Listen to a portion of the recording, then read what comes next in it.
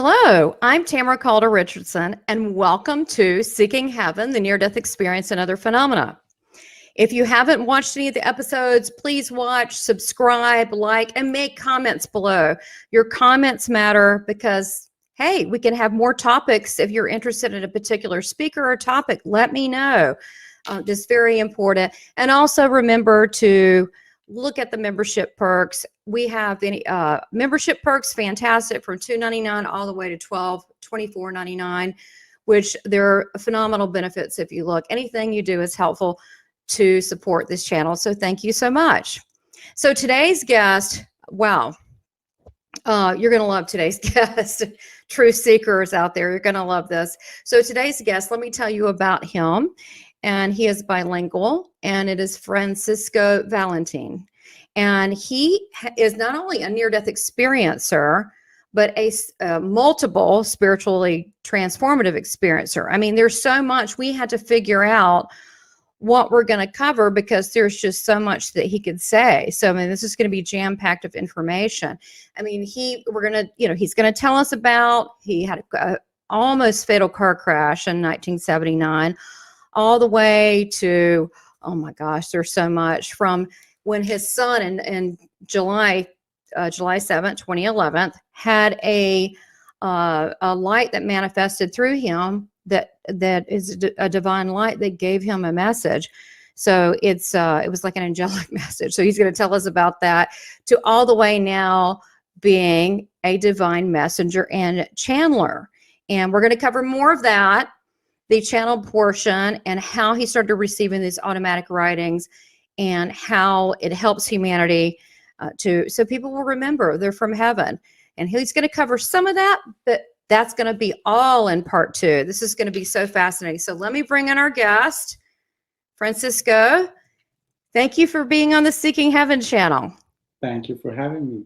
Yeah, that was a big intro. There's a lot there. I'm like, oh my gosh, I think it's you and one other person. I'm like, how do I cover their bio? There's so much here. So I know you also have a book, and I want to make sure that I put the cover up for everybody to tell about that. You've written a book, Near-Death Experiences, A Glimpse at What is Ahead. So some of the things, these are just highlights that I know you're going to mention today, because we discussed it, like, how do we cover all this? And you're like, it's in the book. So buy the book, You can, if you want more information. But tell us, I know that 1979 was an important time for you, maybe a little bit before that, who you were before that, and about the incident, and then how that changed you spiritually. We just have so much to cover, so just jump right in. Okay, well, thank you for having me. You're welcome. One thing that I want to make sure that everybody understand, as you already said, English is not my primary language, so if I make any mistakes, just bear with me, please. Oh, no, you sound great. I would turn up your volume just a little bit if you can, but you sound terrific. Yeah, I understand you. Thank you. Okay, let me see where I start. It all started back in 1979, when at the young age of barely turning 18, and due to a fatal car crash, I died. If you want to share the images. Yes, of course. Okay, yes, this is horrible. Tell us what happened that day. Well, what happened that day basically was that we were young kids, that we were ready to go to college. We just graduated, and we wanted to have a good day out in the mountains of Oyunkin in Puerto Rico. That's where I'm coming from. Mm-hmm. And in the way back, I lost total control of the car. I jumped the median. I fell in the opposite lane. One car sidewiped me, made me spin, and when I finished spinning, another car hit me at 60 plus miles an hour. As you can see, the magnitude of the impact. Just to give you an idea, that car ended up by the center console. My seat practically disappeared within all the metal, and I ended up dying in the lap of my friend, who happened to be the passenger.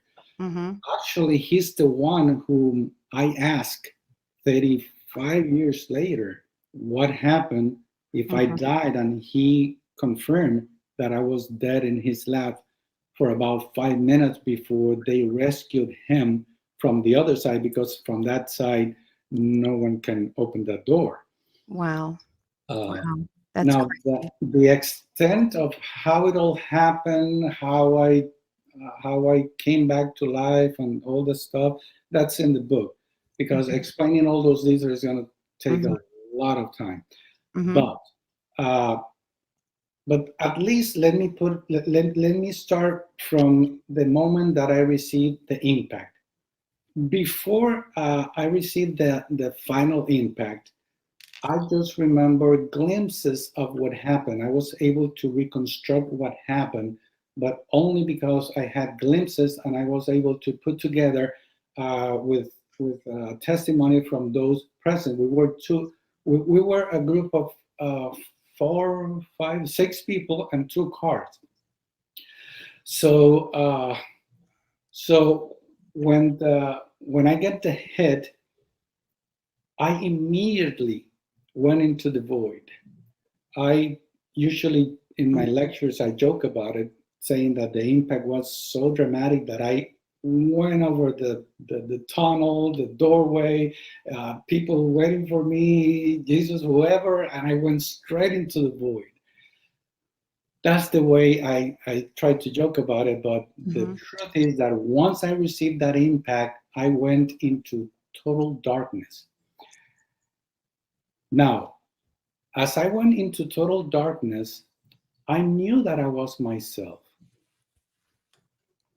but I did not recognize me as Francisco Valentin. At that moment, in that space and time, I knew that I was something, but never Francisco Valentin. That memory, I was able to capture that when I returned, realizing that I wasn't Francisco Valentin. I knew that I was something. Let's call it a soul. Mm. And I was right in the middle of this total darkness. I'm not going to say that I was standing, because I had no physical body. I did not recognize me as a physical entity. I knew that I was something, but I didn't know what I was. I do remember that I asked myself 3 questions: who am I, who's my mother, and who's my father? Oh, interesting. Now I know that it was because I was trying to find my identity, because the last thing that I had as a soul was an entity. I was something. I was someone, and I probably was trying to figure out, who am I this time? What's my role? Who am I? Where's my father? Where's my mother? And even though it was a peaceful place, total darkness, total peace around me, I felt scared, because I lost total identification with myself as who I was. I knew I was someone, but most importantly, I was still myself. I never became anything other than myself. It's just that I couldn't identify with myself as Francisco Valentin. It's the same thing happened to me in the darkness. I could still think, and I was there, but I couldn't see my feet and hands. So I was confused, but I Right, felt comfortable and it felt safe, right. but it was confusing. But I was still there and I was very aware, but I didn't know what I was. Exactly, exactly. So at that moment, when I felt that kind of fear, I realized that there was a dim light approaching me. Now, when I say dim light, I already told you that did not have a physical body, and I couldn't see with my human eyes. It is just the perception that we receive, uh, and be able to translate to later recall and speak about. Mm-hmm. It's the only way we can do that. So, so using that metaphor, I saw that light, as that light was approaching me, it starts splitting, and those souls or spirit or whatever you want to call it began to swirl around me. And as they began to swirl around me, I begin to feel this immense, undefined, undescribed peace that has no words. That if I try to explain how it felt, it will always fall short because it's undescribable. Some people call it love, but I rather call it peace because, in my personal opinion, when you feel love is between two, and I just felt peace within myself. And I knew at that moment that they were bringing me peace, like kind of Is calm this that? down, you're okay. That image Mhm. represent when at a given point, when you want to see something that is moving, that you go and you glance and you move along with the image, so you can see what it is. I managed to do that out of curiosity, and that's the image, the Hmm. the interpretation of the image that I will kind of describe. If you see in that image, you can see kind of a face, because I was able to see it at a face, but I could not describe uh, what is within that face. But I knew that it was a face. And we kind of look at each other, kind of. Then again, this is an ethereal plane of reality that not necessarily is that way, but it's the only way that I can explain it to you. Sure. And as they were swirling around me, bringing me this immense peace, suddenly I felt the presence of something much, much, much powerful and bigger. Not in size, not in power, but it's the only way that I can describe the magnitude of that powerful being, that it felt like if you were in sunlight and suddenly you feel a dark cloud hovering over you, but it wasn't a fear cloud. It was like a protective, like Mhm. powerful, in the sense that, wow, I feel protected, kind of.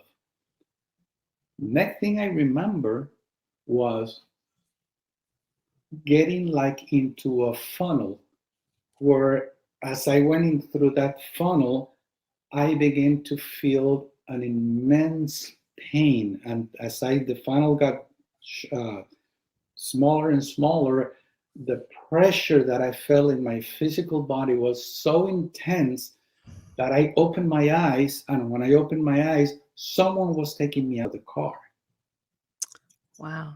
So, with this, what I'm trying to explain is that I do remember some aspects of that experience, but when over that presence, I just don't remember, because somehow I was not allowed to remember, you see? Right. And that why I will explain later on, because it will make sense when I put everything together. Now, when I came back, that's the most troublesome thing, because beside the fact that the mystery, I was able to unravel the mystery of the accident, how it happened later on, how come I was dead, yet I stayed 2 hours in the car because no one dared to touch me, because I was convulsing uh, nonstop. Uh, when I came back and I tried to explain what happened to me to my family and friends, I was totally shut down by them. I was ignored. I mean, you don't talk about the things people don't understand. People don't want to say, hey, what happened to you on the other side? the Speak. first thing that the first thing that happened was that uh, my doctor said, well, that must have been a neurological blah blah blah because of the Yeah. accident. I was born and raised Catholic. Uh, I come from the island of Puerto Rico. that they were very conservative, very orthodox. So I wanted to know what happened to me to see if I can get some answers. And I went to my priest, and I went to the confessionary, and the experience wasn't good because I was asked to, I don't know how many Hail Marys and the Lord Prayer, and I kept saying to myself, what did I do wrong? What is wrong in what I saw, how I felt? Nothing. So, so that's when I decided, you know what? I'm gonna keep it to myself and take it to the grave. And I never talked about that to anyone whatsoever. Well, let me ask you this. So many near-death experiencers, they don't get the support. And if they do accidentally mention it, it could be dangerous. They could put you away in a psych ward or whatever. And so, so many shut down and hold it in until they're much, much older in life, much older in life. It's actually, and people will say, well, why didn't you say anything earlier? Because it was not accepted only till really recently. And now, of course, being involved with, you've spoken now for the International Association of Near-Death Studies and for Spiritual Awakenings International. There are groups that other people are like us, that these things have happened and they're supportive, but not so much at the time, a long time ago. Yeah, you got to remember, we're talking about 1979. Right. So there were no books, there was nothing. I started to read as much as I could from every source that I had available, but the sources that I had available were so limited, extremely limited. So that's what I decided, just to keep it to myself. And and I kept, I didn't say a word to no one. The only thing that I can acknowledge and remember is my mother telling me that when I came back, all I was saying that how beautiful it was over there, and that I did not want to come back. Yeah. And I mean, the pain part sucks, but once you get past that, it's like, if there is pain, if there is, it's a higher vibrational love. yeah. It's not even compared to say that word. It's a completeness. Yeah, actually, when I went to the other side and I went right into the void, I don't even remember having had the accident. I don't remember pain. I don't remember anything. Right. It was just totally blocked. And I believe, and this is my own personal belief, that as soon as I received the impact, my soul detached from my body. I agree. Right. And that's the reason why I don't have any memory of pain, because I wasn't there. Well, that comes through a lot as a medium, that they'll say, I didn't feel any pain. They'll tell me what happened. Like, I don't know anything ahead of time. And then when I had my car accident at 4 and I went through the windshield and the tunnel and the whole, very similar, I don't remember the pain. I just remember being out in this dark place. Right. So if you feel pain, don't worry about it. Even the worst pain, even with the worst pain, you won't remember. So don't That's true. I did. There was like no memory of it. God's good like that. So now, okay, so you had to keep it to yourself for many years. I'm curious, Francisco, when did you start talking about? I saw you talked in 2016 at the Orlando, Florida EINS conference, and I cannot believe it. I was there. That was the first year I talked. That was my first year, and I don't remember meeting you. But I was there, my first time. This is the first time I spoke out. Well, there were too many people. There were too many people out there. Oh, well, maybe so. Well, so when did you start speaking about your NDE publicly, or at least here and there? When did it start coming out in life? Well, this is what happened. It is I should write a biography, because so many things happen at once. But let me try to speed it up a little bit. I forgot about it. I left it. I like I said, I was gonna take it to the grave, keep it to myself, and don't talk to anyone. All I did was trying to learn as much as I could from within, trying to understand everything that happened, but with the limitations of what is written out there, of course. And many times I was reading a book and no, this is not it. And this is not it. And so don't believe everything that you read, please. Yeah, that's the truth. That's true.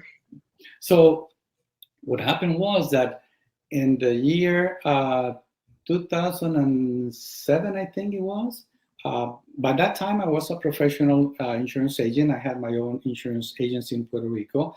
I was thriving. I mean, everything was great. And one day I went to to Orlando, to Disney World with the kids. And suddenly I see this sign of an insurance company. And I told my wife, we're moving. I don't know where. Are you, no, wait a minute. Say that again. You saw a sign for insurance, like on the highway? Yes. And I told my wife, we're moving. So even I was so crazy. I mean, it was so crazy. I went in shorts and a t-shirt to the home office of that insurance company, and I asked for a job.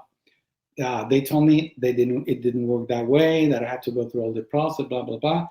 So when we came back to Puerto Rico, I told my wife, we're moving. And I said, why? I don't know. I just know that we have to move.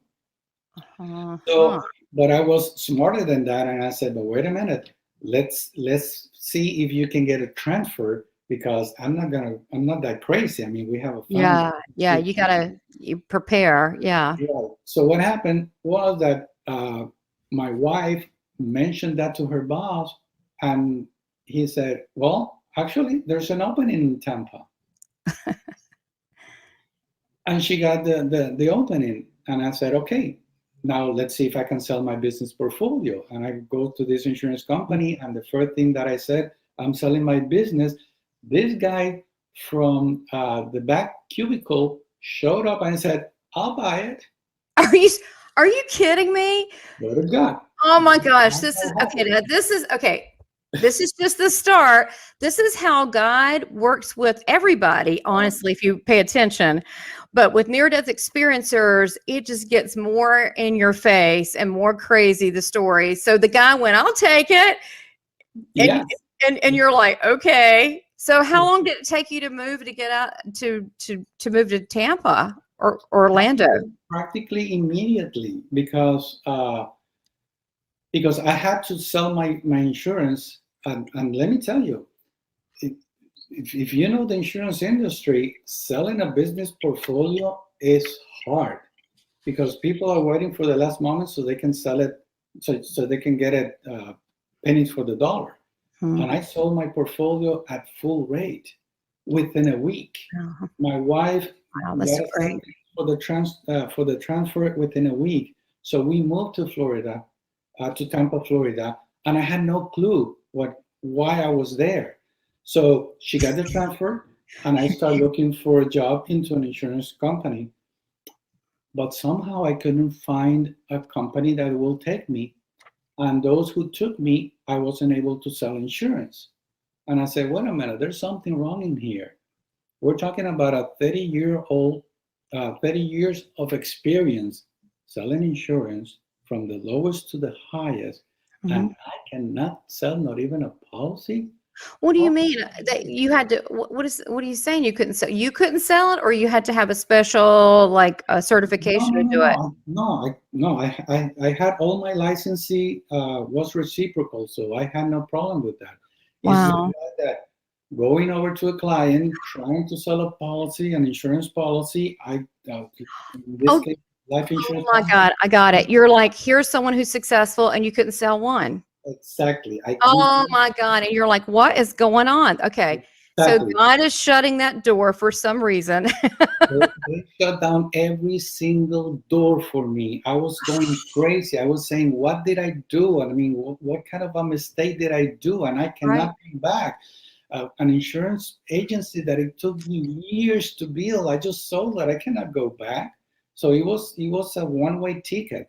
So anyways, what happened was that one evening, that specific evening is July the 7th, 2011, when a spirit of light, let me go back.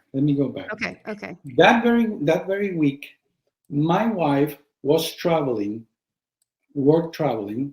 My youngest daughter, she was in one of those people-to-people exchange, student exchange Yep. thing. And my 20-year son came from college to stay at home for summer days. So we were alone, and we spent a whole day, sharing time together and all that stuff. Uh, and when I called it the night, my son told me, "Listen, Dad, I have something that I want you to listen to, which is one of those binary kind of musics."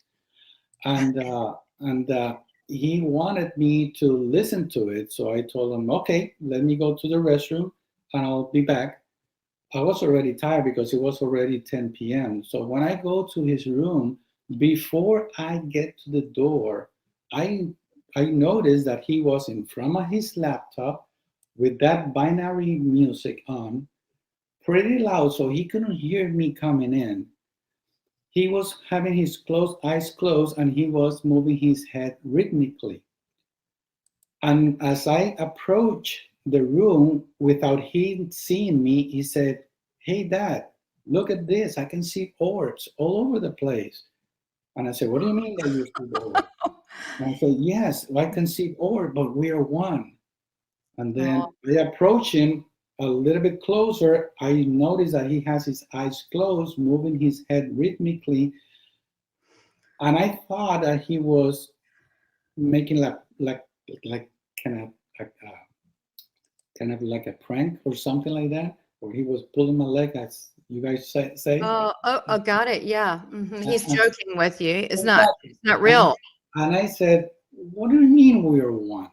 When suddenly his Mm. voice turned unemotional, and he said, "We are one." Oh, Lord, his voice changed. Yes. And that's when he started uh, answering my questions one by one, those questions that I always kept inside me that I couldn't get an answer from humanity. Yeah. And before it left, he granted me, I should say, with an endowment or whatever it is, of giving me what I learned to call higher truth. When I say higher truth, is that as soon as the spirit of life stopped manifesting through my son's voice, uh, I realized later on that I had a series of life experiences throughout my lifetime that took me to that moment. Wow. That's when I realized that. But let me go back a little bit. Okay. Day, the following day after that experience, I already had that higher truth in me, but it didn't manifest yet. Okay, Got so it. that's why I had to go back a little bit. Okay. The following day after that event, I woke up with this urge to write, and I had no clue what I was writing about. So I opened my laptop and I began to type, to later realize that I was actually typing word by word the conversation that took place between the spirit of life and me, word by word, from beginning to end. Call it automatic writing because I Yeah, it had is. no way to be able to do that myself on my own. I want people to understand because I tell people all the time that when you're connected to God, the divine, and whether you're in prayer, meditation, you're in a peaceful state, usually in a state of gratitude or surrender, like I just want to know what's going on or whatever that is. That is a really good place. And if you just sit there, it may not happen the first time, it may not be the second time, but if you just start writing, if you feel the urge, you will get your answers because whatever you ask, that means you're ready to know and you will get it. And this is available to a lot of people because Yeah, God loves all of us. I agree. I agree. So, so what happened was that as soon as I finished typing the last words, suddenly it manifested, higher truth manifested in me, because I got this kind of reality shock, like a boom slap on my face. Hmm. When I remember that, yes, indeed, in 1979, I died and I came back for a reason. And that's why now you can put together why I was able to remember part of what happened during while I was in the void. And after that presence, powerful presence come upon me, I don't remember a thing, which is what probably must have taken place, where I was given the entrustment to come back to do what I have to do. And now that I put them two and two together, let me give you a little detail. While I was getting all the answers from this spirit of light, at one point I got very frustrated because while I was trying to come up with the next question, before I gave the question out, I already had the answer. Right. And that bugged the heck out of me. I mean, I was asking a question, but I already had the answer before I Yes. finished asking the question. Mhm. And that's when I became kind of frustrated, and I told the entity, so why am I here? I mean, it got to the point like saying, why are we here? Why are we Right. talking What's the about point? What's the point? exactly?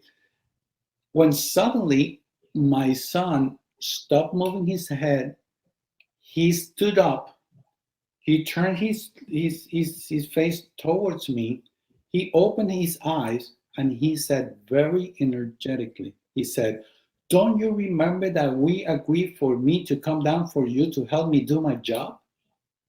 Then, then he closed his eyes, turned around, and began to move his head. Oh And my I just melted. gosh. Now, Oh. to go a little bit further, when I asked my son days after that if he remembers Yeah, I was everything, going to ask you. my Yeah. son tells me that he remembers everything but that moment. That moment when he stood up on him, opened his eyes, and said what he said, that part he does not remember. So it just wasn't him. Of course, all the Yeah, time for that moment. Yeah. it was the entity manifesting through his voice, so he was fully aware of what he was saying. It's just that he was in a trance, but he was fully conscious about it. Now, I'm explaining this the best way I can because I don't know anything about mediumship or channeling or anything like that. I'm just Mhm. describing what I Oh, could see. this is beautiful because you're a normal person and this could happen to, but you're still a spiritual being. This could happen to anybody. And there's plenty of people that are waking up that just start channeling because God wants to talk to all of us. I tell people that all the time. But so important to be connected. So I love your example of how you came to be because you were so innocent about it. Right, why? I was clueless of what was happening. I knew that I was speaking to an entity because it wasn't my son. But who are you? What are you doing here? What's the Did you point? You Did said, you did you feel it? Because I know I can hear the listeners now. It could be evil, but you can feel it. Did it feel like a beautiful thing? Did it feel angelic? What did it feel like? oh yeah, no. The one thing that I had to honor is that I felt so much peace while I was talking Mm. to this entity. I mean, you're talking to one of the most stubborn, analytical people on earth. I have to have proof, evidence. I have to confirm and Mhm, double confirm and mhm. triple confirm everything. So if this would have come out from somebody else, I would have ignored it. If it would have manifested through me, I would say I'm going crazy. Mhm. But manifesting through my voice, to the voice of my son, who I knew who was my son, that he didn't know anything about my past, that he had no knowledge of mediumship or psychic or anything like that. And being my son, the person that he is with his personality, how humble and how quiet he is, putting a prank like that is impossible, totally impossible. Now, the fact that my son remembers everything, but he told me something that it struck a chord on me when he said, I remember everything as if I have always known. Ooh, that's powerful. And that is the most powerful thing, Powerful. because what I do, which we're going to talk about in the second section, Oh yeah, it's going to be good. is that you always know. It's just that you have forgotten. Oh, so But true. it is within you, buried deep inside you. And it has been Mm. held back for lack of support. So, Absolutely. Absolutely. I mean, I'm just getting the chills hearing that. That's so true. And matter of fact, it's been a long time, but I'm pretty sure in the book and the movie, The Secret, that's the main thing. It's within you, but we have forgotten. And to mhm. be able to unlock that, I always tell people, it's our birthright to be able to connect to the divine. And the answers want to flow because we are loved. And this is not our first rodeo. Oh, Uh, yeah. Oh, yeah. yeah. So to remember, so now your son, wow. Does he is I'm just curious now. Of course, he's much older, I'm sure. Mhm. Is he interested in any of these spiritual topics or anything since that for him? Had that influence him? Not yet. Okay. He's, Okay. he's, he is actually so shy that he wants to be kept away from the public eye, that he Mhm. just buried it. He just don't want to talk about it. He acknowledged the fact that he went through that experience, because I actually talked to him to make sure that he understands what happened, and he said, "Yeah, I know that, I know what happened. Uh, the only thing is that he does not remember that part when he stood up."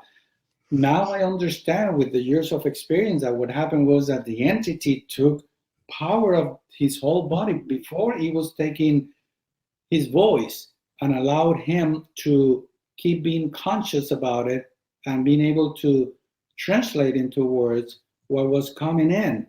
Wow. But when that entity confronted me, it must have taken all the energy to pull him out of the question and talk directly to me. And that's when at that point, I didn't realize the uh, repercussions of what happened. But now I know that it was like, hello, wake up. I mean, you Yeah. have, That's we made an agreement, so you better do your end of the bargain, you know.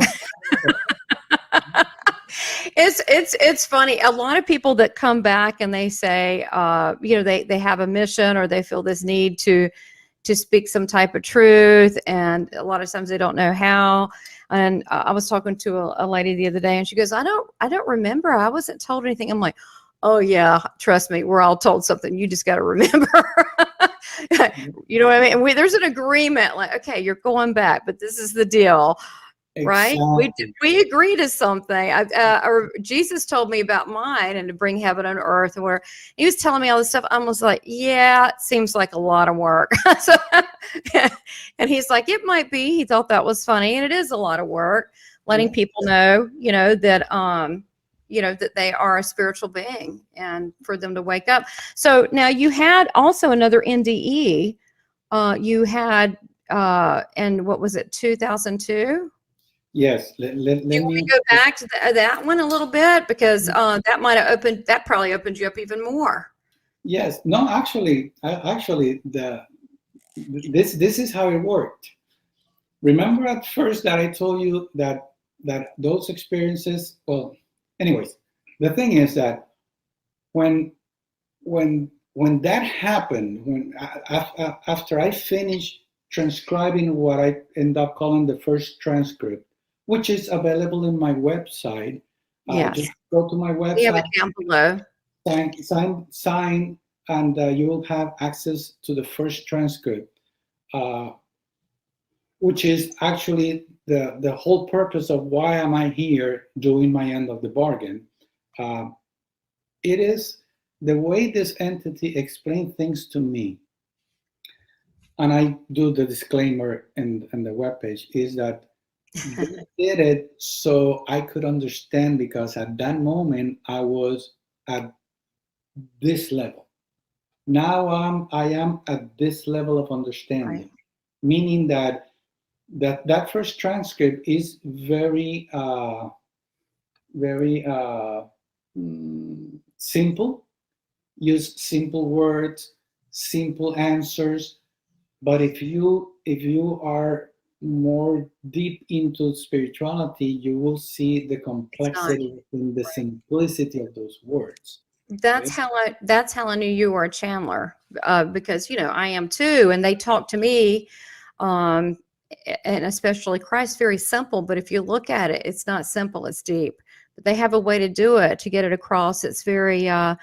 crafty with words. Oh That is the most simple, but it's very powerful at the same time. So I yeah. saw that, and I don't think humans are.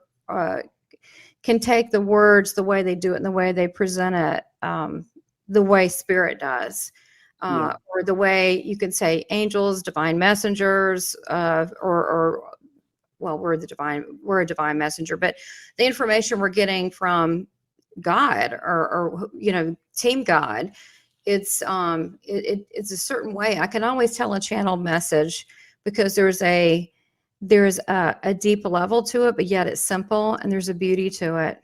Yeah, those are things that, for example, whenever I finish a transcript, I end up saying, "Wow, I know. Like a human couldn't think of that. You're like, that's yeah, okay. That's I, good. I couldn't have thought of that." But now that I get it, I get it. You see, Mhm. but that's for the second Yeah. one. Yeah, we're So going to get more into that. So tell us about this other NDE, how I guess that's going back a little bit. How did that one happen? yeah, so let me go back to that first transcript. When I finished that first transcript, remember that I said that higher truth, I was given higher truth. I didn't understand what higher truth actually meant. Not even the word, because I knew it's something that you know, but you cannot put into words, but kind Mm. of. So that's when I realized that, boom, wait a minute. In 1979, I really died. And I actually made an agreement that I have now to do my end of the bargain. So I get it. But also in the year 2000, I remember that my mother died. But I wasn't paying attention to what transpired because I was too immersed in the physical world. Remember, I shut myself down for that, and I just bury it. So within, I buried everything that was here. So I wasn't aware of what was happening because I believed the doctors, I believed the science, I believed everything that they told me.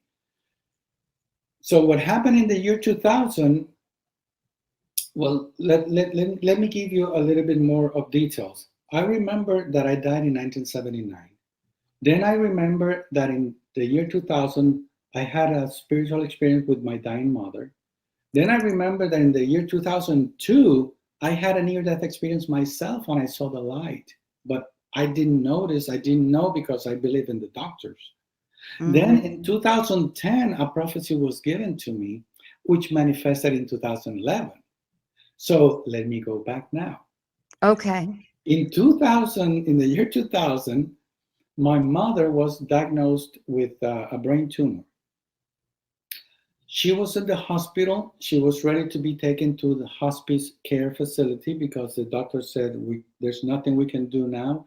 The tumor was allocated in the brain. We cannot access more of it. It's going to keep growing. Doing treatment is doing nothing. So all we can do is put you in hospice and wait for that moment to come. So that very same evening, uh, At 8 o'clock, approximately 8 o'clock, my mother went into a convulsive state, into a catatonic state. She started trembling like crazy, like if she were in epilepsy, I should say. I don't know. There must be a word for that, but I'm trying to find Yeah, whatever you can I catch. understand. Yeah. So when she went into that catatonic stage, we immediately called the doctor who happened to be giving rounds at the hospital. He went to see her. He did all the prodding that he does. He took us out of the room, me and my wife, and he said, uh, she's about to die.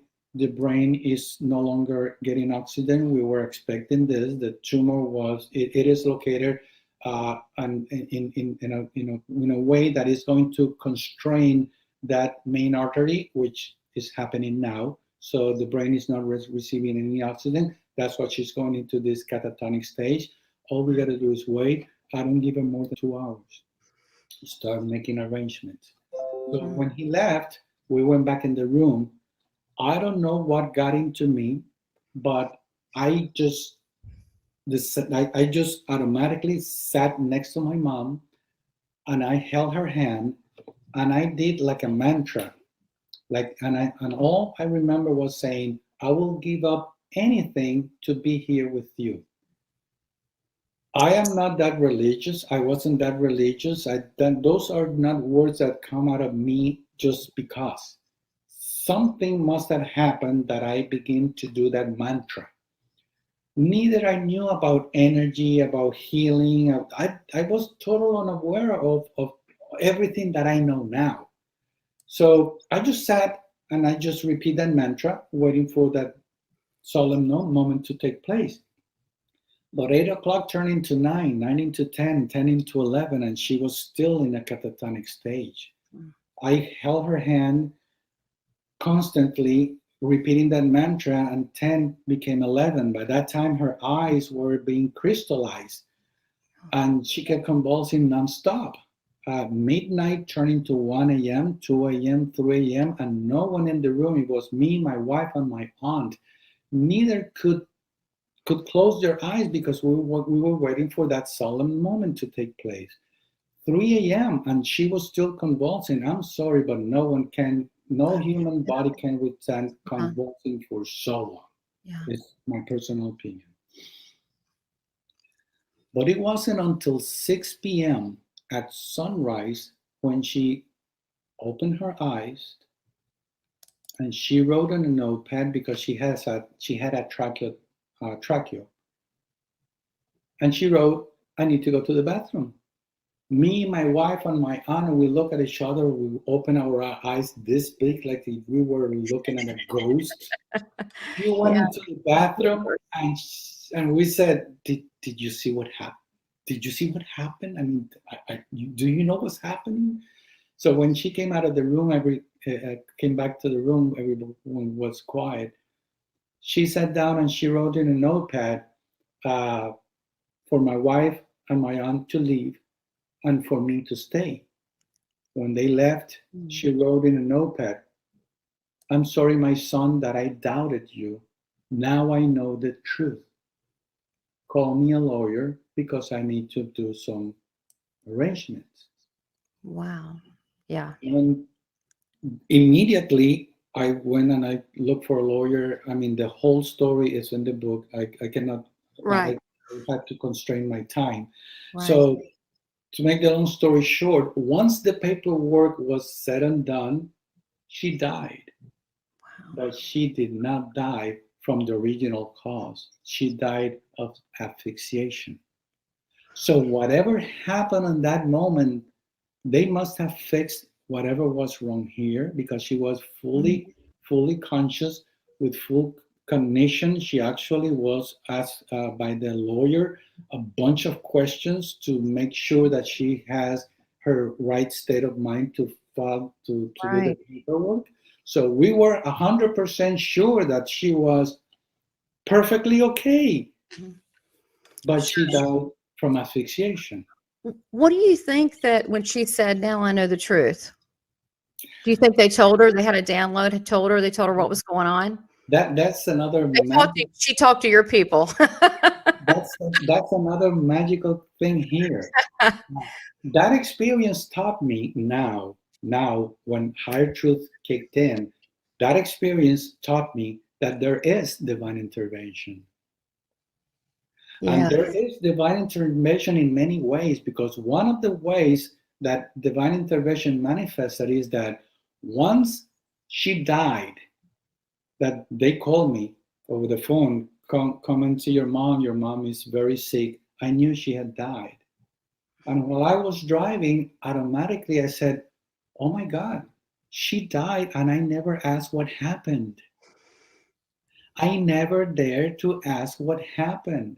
Me having a near death experience or a death experience back then, knowing that we go to the other side, knowing that things happen to the other side, I never cared to ask. And that's when I realized that divine intervention wasn't there, because I felt, before asking myself those questions, I felt like if I was being unplugged, because suddenly I said, oh my gosh, I never asked. So there was divine intervention. I was not allowed to ask.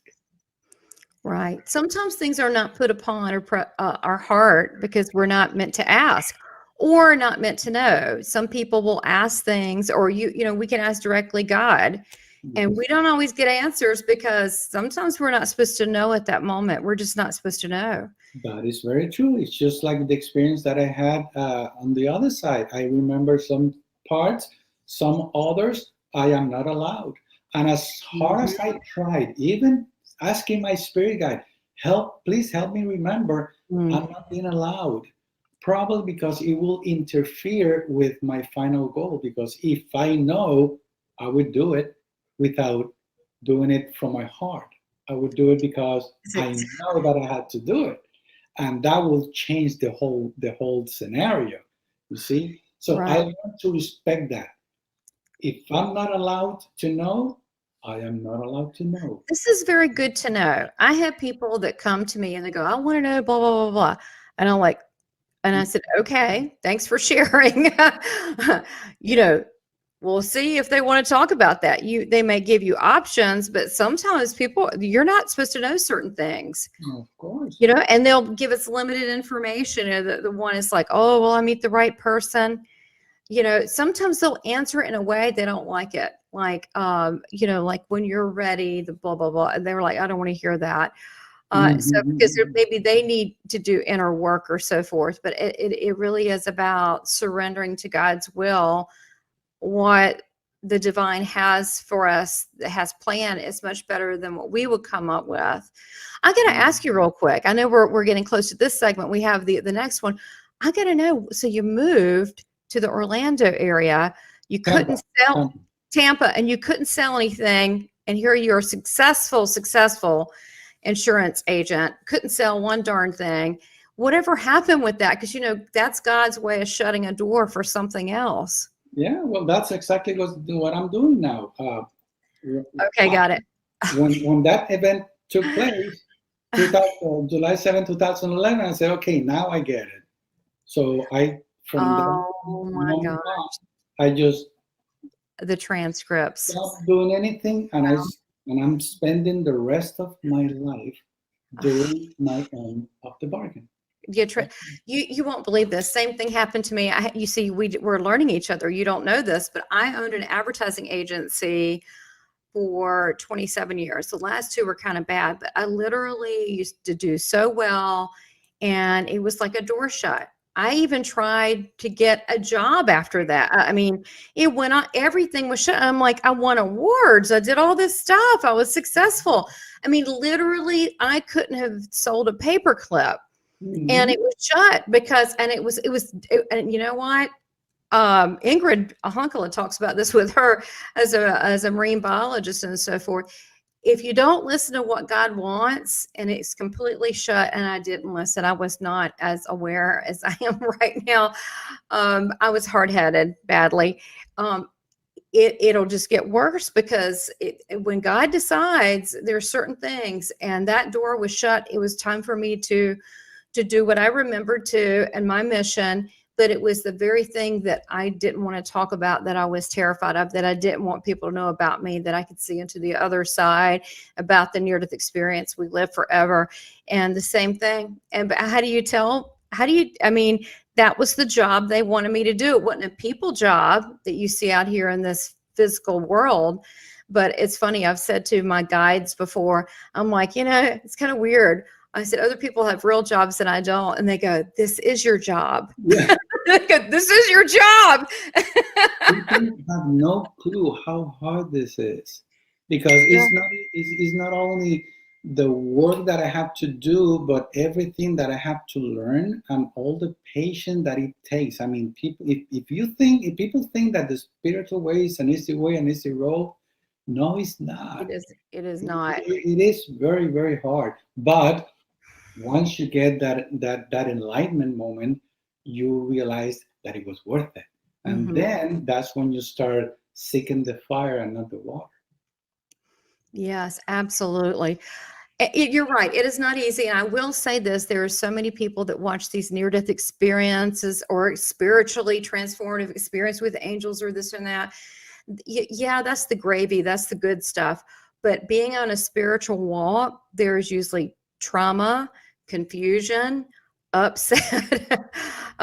You had a normal life. Now that's gone. What happened to the normal life? I mean, there's a lot of shakeup. Choose the spiritual path.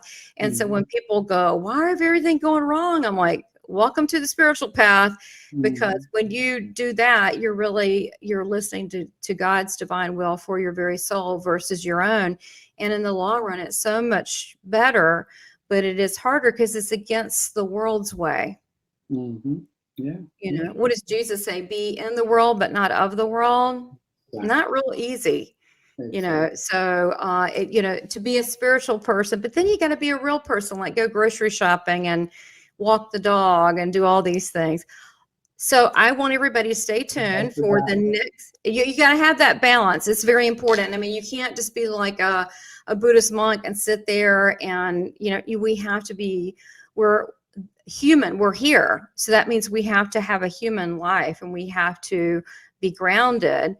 So it's that balance of being connected and grounded, and it's not easy. Sometimes I get too flighty because I'm dealing too much out here. I don't know if you're ever like that. And you have to anchor. You have to anchor. Yeah. Yeah, like the nature, like you were saying that you go glamping and camping, but and because you have to get out in nature, it really does help. So everybody stay tuned for part 2. It's going to blow your socks off. It's about channeling, transcript, and I want you to listen to this in a way that you can do this too. You have access to the same divine resources, but this is going to be exciting just within itself. And you can always look, if you sign up on the newsletter, Francisco's, you will get every Sunday a transcript from the divine, a divine message that is sent out to the universe. And that is on his website below, thetranscript.com, right? .com? No, .org. .org. Okay, .org. Thank you. .org, transcript.org, which is down below. And you will get that every week. So thank you so much. And guys, stay tuned for part 2 on channeling the divine messages. You can learn a little something. Thank you so much, Francisco. Thank you. God bless you.